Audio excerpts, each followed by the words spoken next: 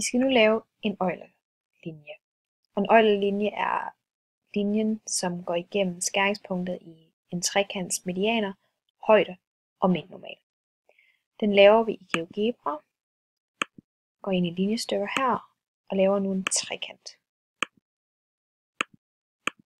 Sådan der. Så har vi en trekant. I den her trekant skal vi nu have lavet nogle midtnormaler. Det gør vi heroppe. Trykker på den her midtnormal. Og trykker derefter på hver af de 3 sider. For lige at gøre det lidt mere overskueligt, så vælger jeg lige at gå ind og farve de 3 linjer her. Jeg laver den rød. Sådan her. Så ved vi, at midtnormalerne, det er de røde. Vi skal også have en median. Og medianen kan vi lave ved at vælge den her midtpunkt eller centrum mellem 2 punkter. Og vi vælger den her. Så fik vi altså en centrum, der er i midten. Den passer heldigvis, men det ligger samme sted som vores midtnormal. Nu trækker vi så et linjestykke mellem vores punkt heroppe og herned til, fordi medianen går fra det ene punkt over til midten af den anden side. Så det har vi der, og vi fik nu et nyt skæringspunkt. Igen går jeg lige ind og farver det, så der er styr på, at medianen er de grønne. Sidst så skal vi også have højden. Og højden, den finder vi herinde, hvor der står vinkelret linje.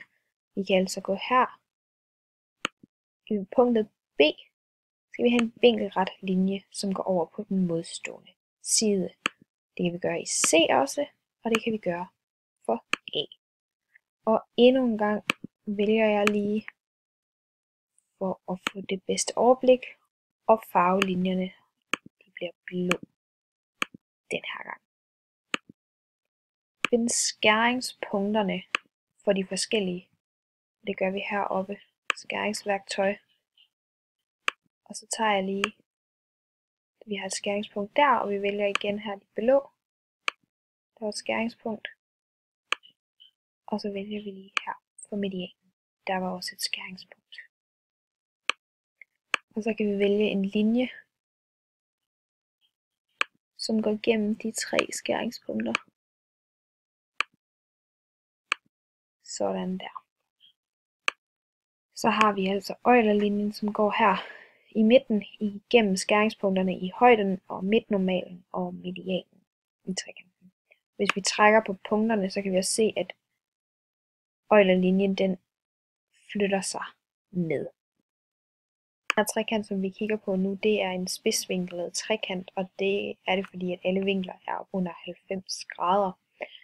Vi kan nu prøve, hvis vi flytter på det her punkt, og så ser, nu er vi ude i at have en stumpvinklet trekant, men som vi kan se, så har vi stadigvæk en Euler-linje, som går direkte igennem og rammer skæringspunkterne for de 3 linjer, vi før har tegnet.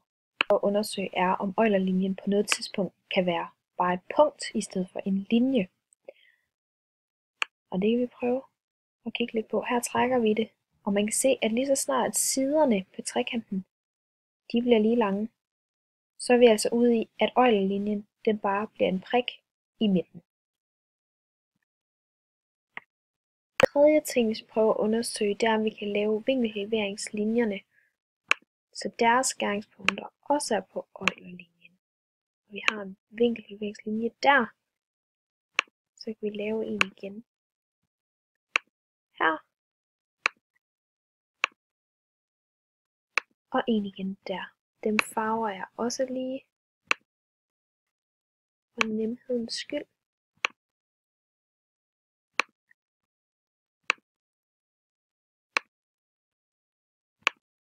Sådan der. Og der laver vi igen et skæringspunkt. for disse tre. Den var der. Her skæringspunktet for vinkelhalveringslinjerne, den er her, og vi må altså konkludere nu, at den ligger ikke på Euler-linjen.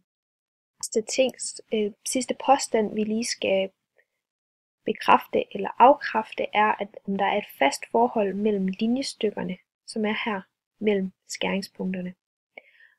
Og det kan vi jo nemt lige tjekke ved at flytte rundt på det, og vi kan se, at det hele tiden flytter sig i forhold til hinanden.